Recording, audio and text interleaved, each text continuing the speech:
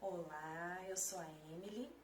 Eu fui convidada para falar um pouquinho sobre a minha experiência com o autismo. Bom, eu sou mãe de 2 crianças e o meu filho mais velho é o Henrique e ele é diagnosticado com autismo.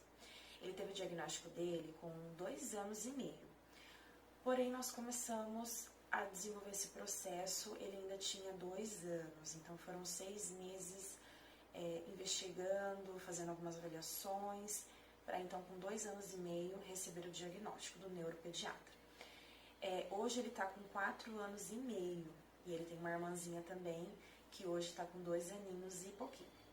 Bom, os sinais de autismo no meu filho começaram por volta de 1 ano e meio. Na verdade, nós pais acabamos não percebendo muito. Era nosso primeiro filho, então nós não tínhamos um contato direto, diário com uma criança, então ele foi a nossa primeira experiência mesmo de todo esse universo do desenvolvimento infantil. Então a gente acabou não percebendo alguns sinais meio superficiais.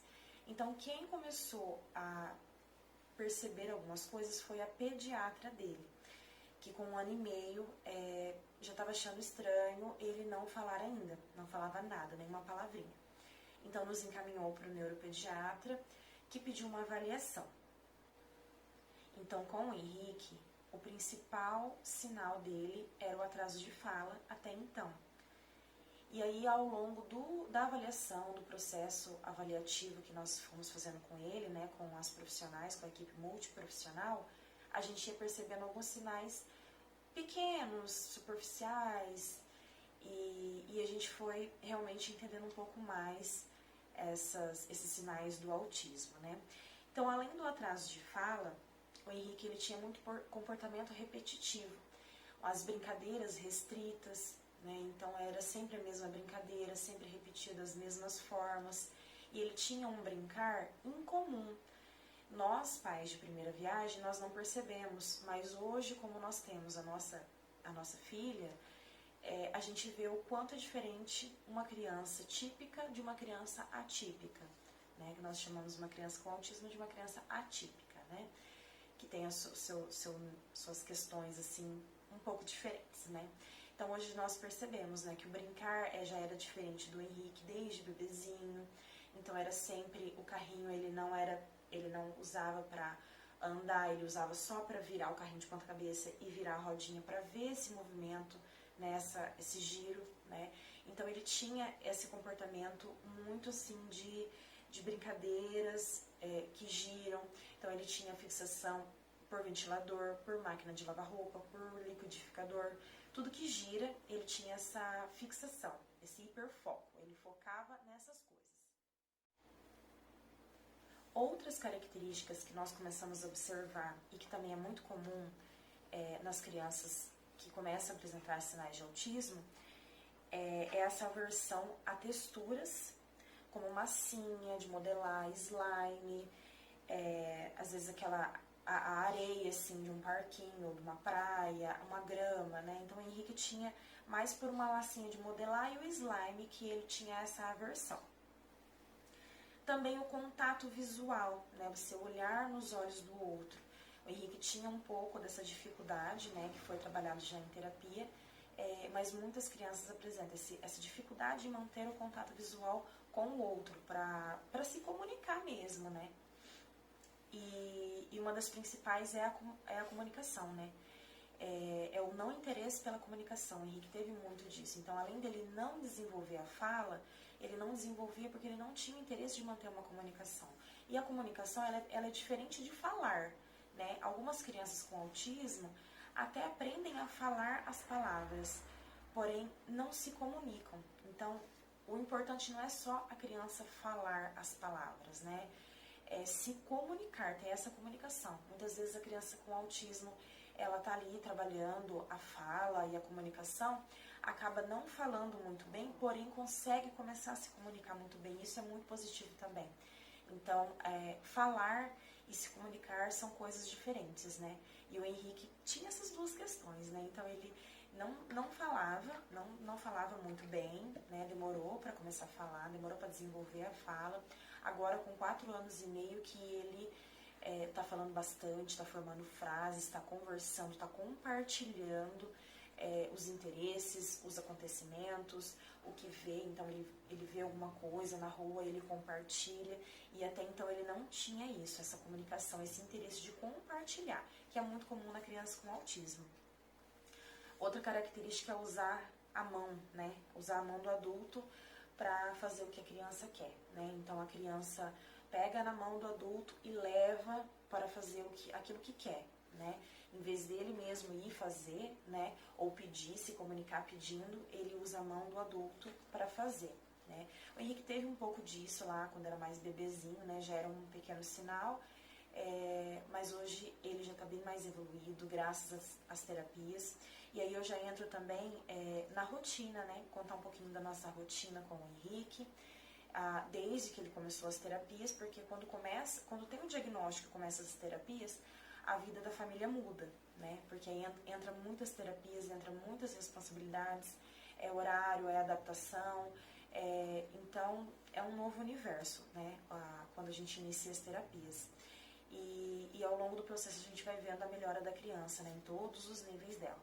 Então hoje nossa rotina com o Henrique de manhã ele e também a irmã vão para a escola. Ele está numa escola regular, normal, com crianças típicas, né? Esse ano ele é o único autista na sala dele, se eu não me engano. Então ele está ali, convivendo socialmente com crianças típicas, né? Então de manhã ele vai para a escola, depois do almoço a gente fica junto em casa, eu tento trabalhar, a gente costuma chamar de after school, né? Que é o depois da escola, como se fosse tarefinhas de casa, né? Que os pais querem ensinar, né? Querem acompanhar esse aprendizado. Então, muitas vezes eu faço essas atividades com ele logo depois do almoço, e do meio da tarde para frente ele tem as terapias 3 vezes por semana hoje. Até o ano passado, ele ia todos os dias para a terapia. Todos os dias ele tinha terapia, de segunda a sexta. Esse ano ele tem 3 vezes na semana. Inclusive, recentemente ele recebeu alta de uma das terapias, que é a terapia ocupacional, que chama, né? A gente chama de TO.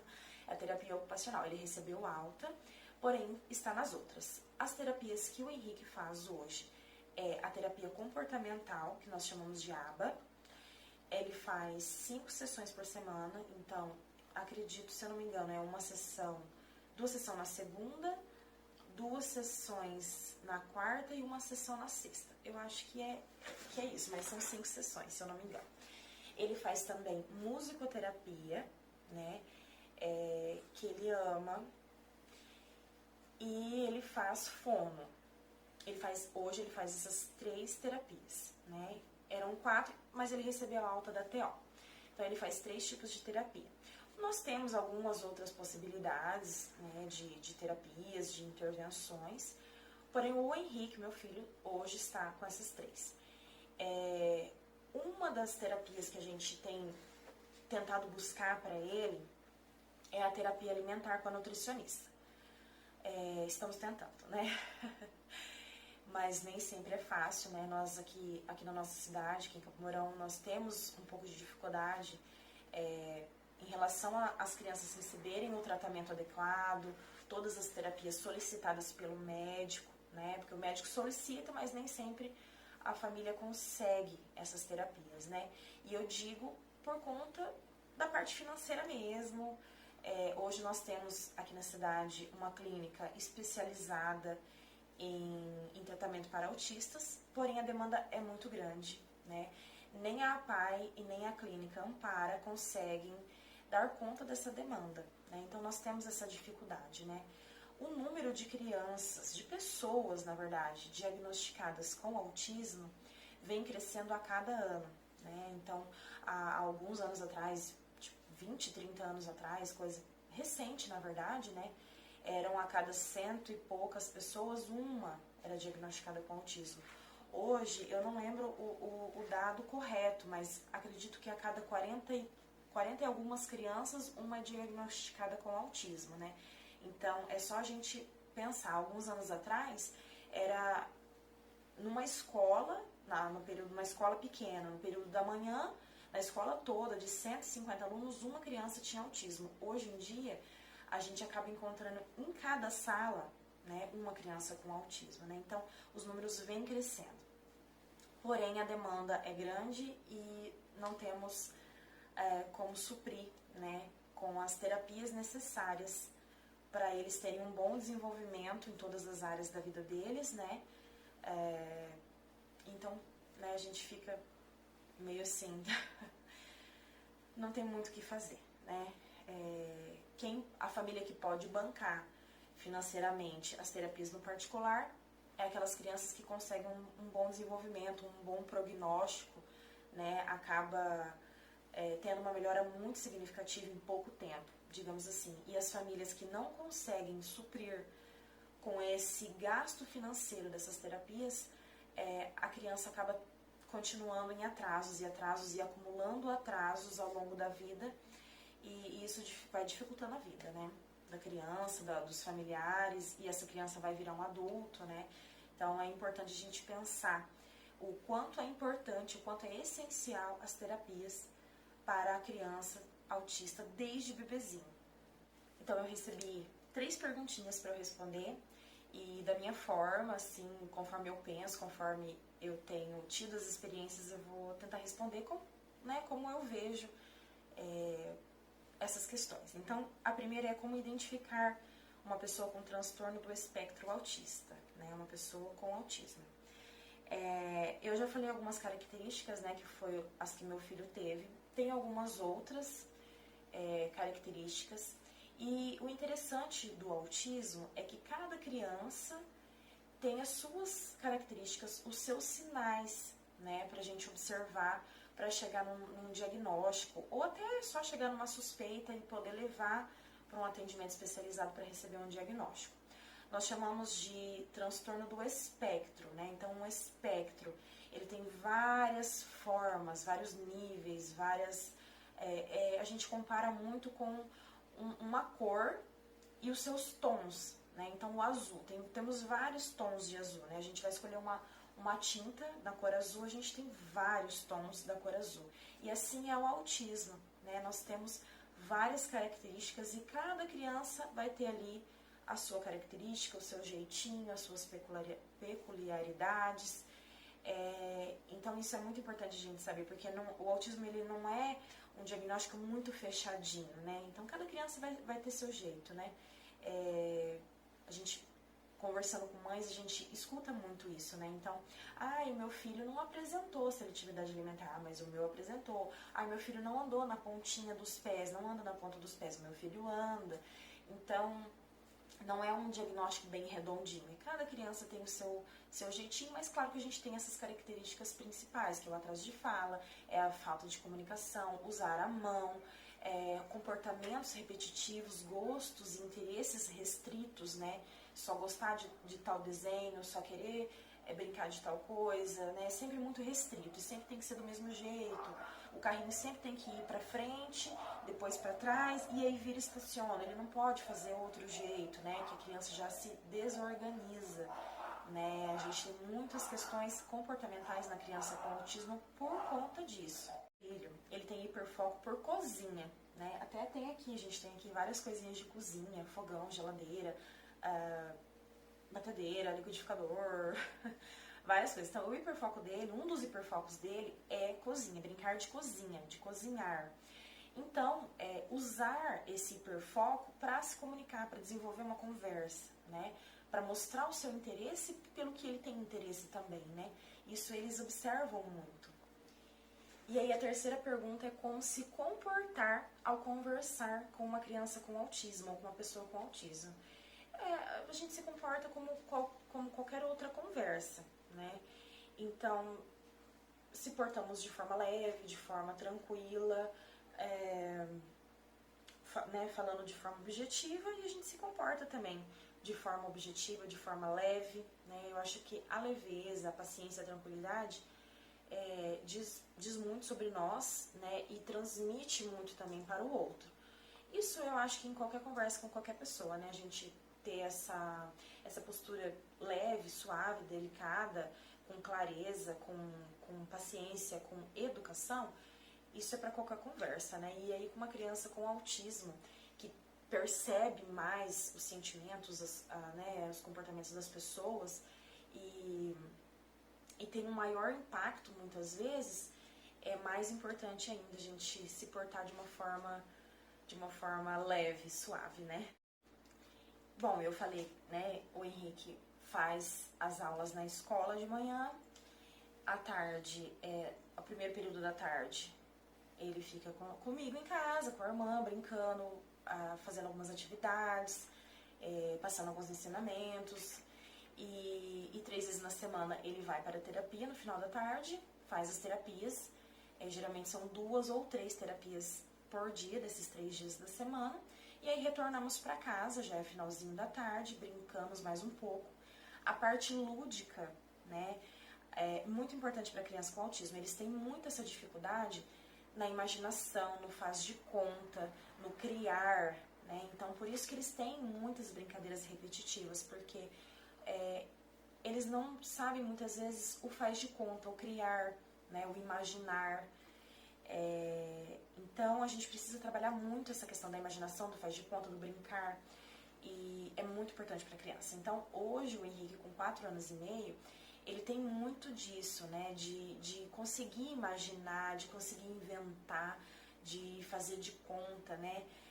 Ele sempre teve muito interesse de brincar, por exemplo, com um liquidificador na minha cozinha, né, ou com uma cafeteira, né, vamos colocar aí uma cafeteira. Então, aí ele pega e fala: mamãe, eu quero fazer café, posso fazer café? Aí eu falo: de faz de conta? Pode. Então hoje ele entende o que é de faz de conta, né, que ele pode fazer de conta que ele tá fazendo, vai ser legal, mesma coisa, né. Porque até então ele tinha essa restrição de que ele queria fazer de verdade, né, ele precisava fazer de verdade, porque ele não entendia esse conceito do faz de conta. Então, hoje, com 4 anos e meio, depois de muita terapia, depois de muito trabalhar em casa, ele brinca bastante, ele cria bastante brincadeiras, então tá bem bacana, assim, essa parte dele, ele tem evoluído bastante. E aí, ao convívio social, convívio familiar, nós saímos sim com ele, muito, né, nós fazemos visita para familiares, nós frequentamos a igreja, nós vamos no parquinho, nós vamos no bosque, nós vamos na praça. Então a gente sai bastante com o Henrique, ele convive bastante em sociedade e já tiveram fases ruins, hoje nós estamos vivendo fases melhores, mas sempre por conta das terapias que ele vem fazendo já há 2 anos, né? São 2 anos de terapia já e muita mudança dentro de casa. Nós, como pais, nós tivemos que mudar muitas coisas, porém ainda precisamos mudar muitas mais, né? Os pais, a gente acaba errando muito tentando acertar, a gente acaba cedendo muito quando a gente não deveria ceder, então, mas assim, são pais, né? Nós somos pais, como as terapeutas mesmo falam, né? A terapia é lá na clínica, né? Em casa é família, né? Tem que ser mãe, tem que ser pai, tem que brincar, tem que dar amor, tem que dar afeto, tem que dar carinho. Então, a gente tenta proporcionar isso bastante aqui em casa, entre os irmãos, entre nós como família. Então, tá sendo bem bacana. O Henrique tá tendo uma evolução muito bacana, graças às terapias, principalmente. E a gente está bem contente com as evoluções dele, mas temos ainda um longo caminho para percorrer e ver a evolução dele. Estou bastante feliz de compartilhar as minhas experiências, espero que tenha ajudado.